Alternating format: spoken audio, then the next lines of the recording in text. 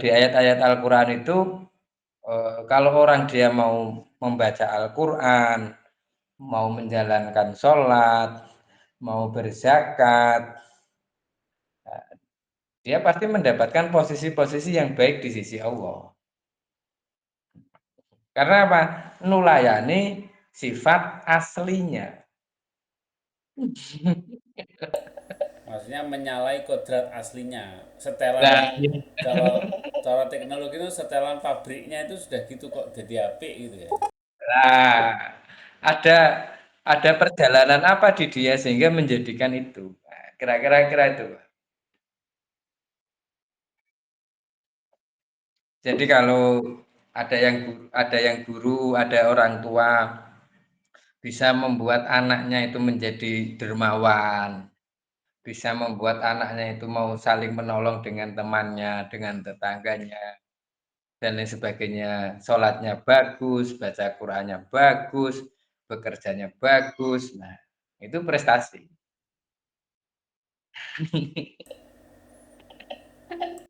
Jadi ya ini buat buat saya yang sudah punya anak ini ya eh, apa ya jangan jangan berharap banyak nanti anak akan membalas kebaikan itu.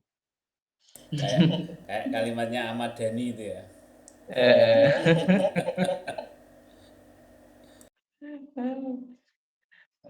Nah, kemudian la ilma lana ini ilmu ini pengetahuan itu adalah makhluknya Allah. Ilmu itu makhluk berarti sesuatu yang baru. Itu bisa didapat dengan cara belajar atau imma binas bidilalah atau dia mendapatkan tanda-tanda. Kalau di Bajuri itu menurut Imam Sya'roni itu ada dua orang mendapatkan ilmu bil kasbi wa faidullah. Bil kasbi berarti dengan belajar, wa faidullah itu dengan apa? Fadilah-fadilahnya Allah.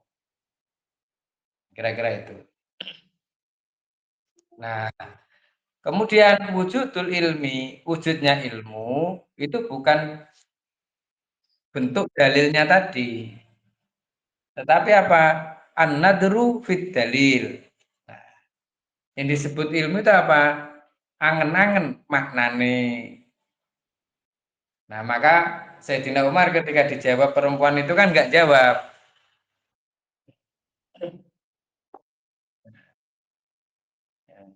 Maka Sayyidina Umar ketika dijawab sama perempuan perempuan dengan dalil ayat Al-Qur'an, langsung jawabannya imro'atun asobat warrojulun to'u. Paling aman ya gitu. Kalau kalau sampai bantahan dengan perempuan berarti gitu aja ya paling aman. Lah dia sudah menggunakan dalil. Nah, Sayyidina Umar inginnya itu an-nadru, angen-angen maknane. Ya maknanya ya Nah, cara analisis maknanya sebenarnya apa gitu. nah, itulah yang disebut ilmu. Itulah yang disebut ilmu. Nah, ma'rifatu al-muhibati bitaklimillah.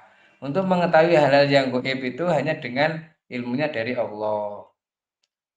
Contohnya di ayat Al-An'am ayat 59 wa indahu mafatihul ghaibi la ya'lamuha illa huwa. Terus di surat Al-Jin 26 sampai 27 alimul ghaibi fala yadharu ala ghaibihi ahadan illa man irtadha min rasulin.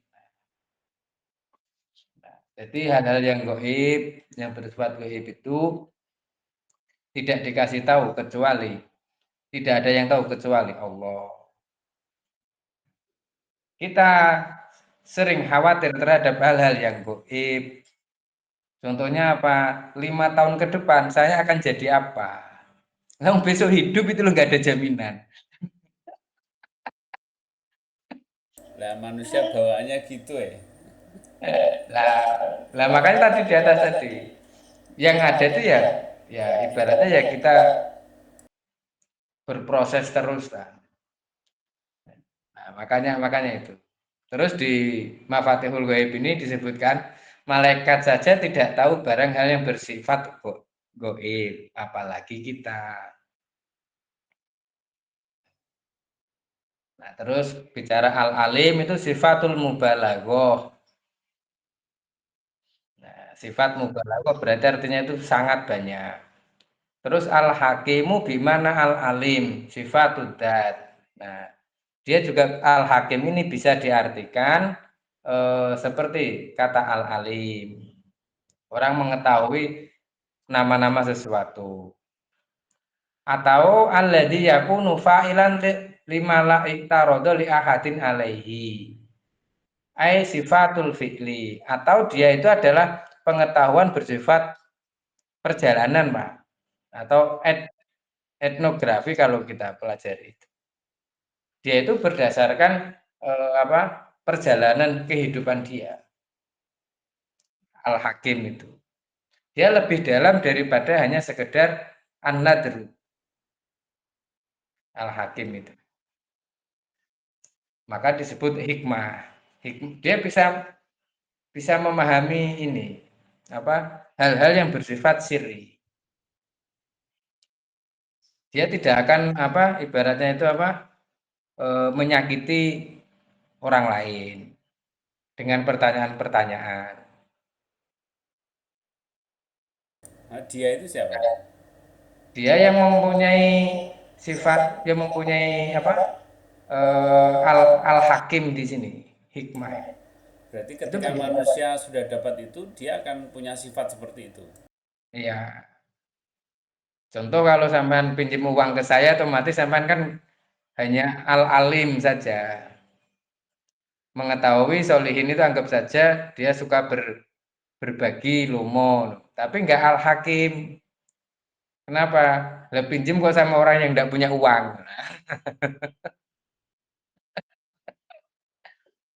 Nah, disitulah al-hakim, al-hikmah di situ. Nah, ini kalau ditafsir mafatihul ghaib. Ini sama saja di hal-hal apapun. Orang tua yang menggunakan ilmunya atau menggunakan hikmah perjalanan hidupnya saja, itu biasanya tidak akan bisa berdamai dengan anaknya. Kalau hanya menggunakan ilmunya saja, tidak menggunakan Nah, hikmah, atau hikmah yang dia alami saja. tapi Sehingga tidak tapi tidak menggunakan ilmu. Jadi kedua-duanya harus imbang ya ini. Ya hikmah ya ilmu.